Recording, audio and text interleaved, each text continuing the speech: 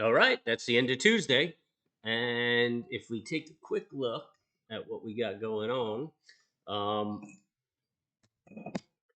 here's the daily bar, and it closed pretty strong, man. So that was a little retrace, and then we have a move up.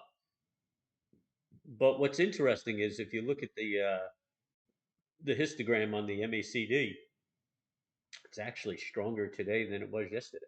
So we had that push up Friday or Monday.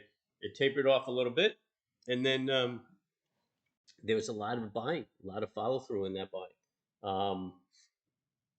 So tomorrow's going to be an interesting day. We're hitting this resistance here.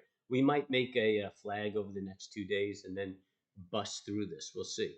Um, we were talking about today the oh man, and we hit it. The 22 being a major resistance, and we just tagged that bitch and turned around, came right back down. So just keep an eye on that, see if that rejects us. But that's pretty strong momentum, man.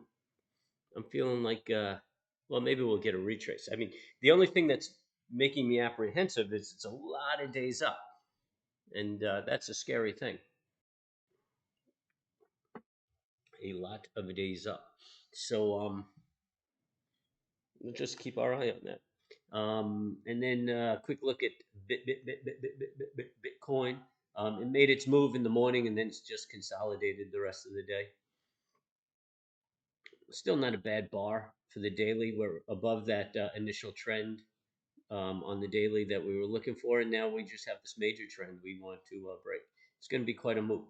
I mean, just to get up there, it's going to be quite a move. But the momentum is staying. People are feeling positive.